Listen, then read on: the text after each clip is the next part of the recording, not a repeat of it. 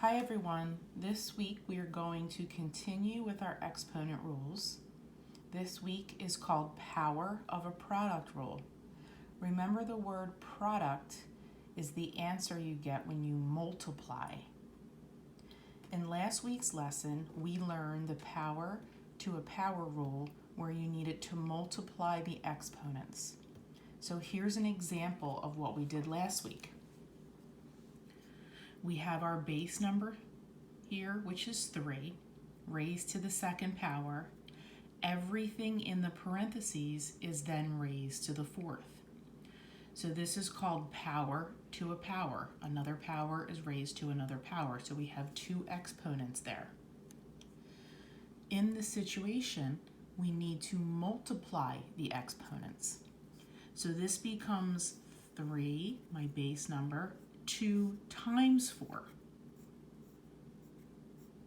which is then just simplified. 2 times 4 we know is 8, 3 to the 8th power. Okay? This week, we are learning the power of a product rule. I'm going to take you through 5 step-by-step examples. So if we look at this first one, now we have 2 variables inside the parentheses.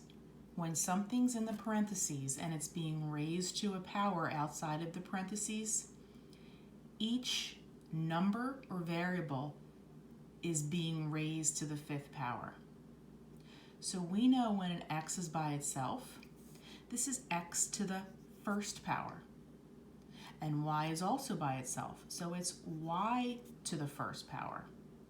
So we have to take each thing separately and multiply them by 5. It's like taking power to a power, but there's more items this time. So if I have my x, I have to multiply 1 times 5. I know 1 times 5 is just going to give me 5. I have to do the same with y. Y to the 1st times 5. So 1 times 5, again, is 5. So that's the only answer I can get for example 1. I cannot combine anything because x and y are different variables. So I leave that as x to the 5th, y to the 5th. Let's look at another example. In example 2, very similar, but now the x is squared and the y is squared. So instead of multiplying the 5 times 1 like we did in example 1, we're just going to multiply the 5 times each of the 2's. So I'm going to take my x separately. I'm going to take 2 times 5. I know 2 times 5 is 10. And I take my y.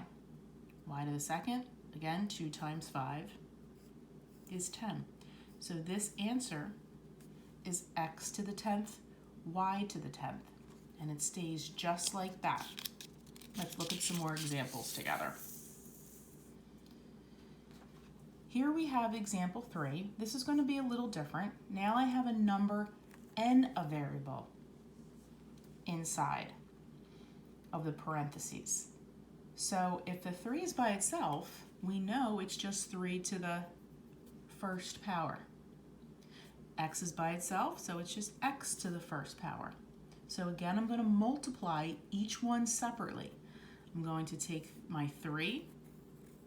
I know 1 times 2 is just 2, so it's 3 to the 2nd power.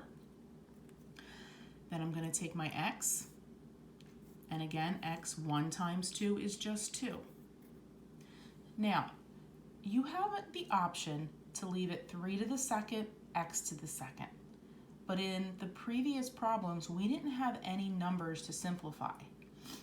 We could actually simplify 3 to the 2nd here. We know that 3 to the 2nd power just means 3 times 3.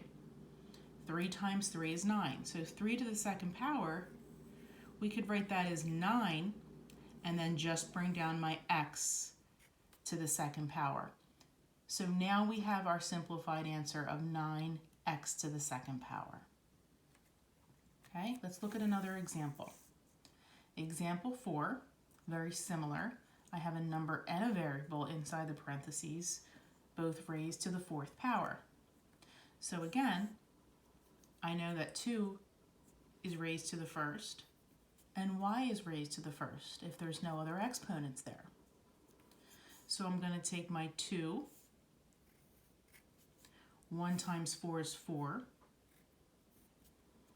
and then I'm going to take my y, again 1 times 4 is 4. Okay, again in this example, I can evaluate 2 to the fourth power. Remember, it's just 2 times 2 times 2 times 2. And if you have a calculator at home, just plug in 2 to the fourth power. 2 to the fourth power is going to give me 16. And then I just bring down my y to the fourth. So my final answer here is just 16y to the fourth. Let's look at one more example together. Okay, this is a little bit more involved.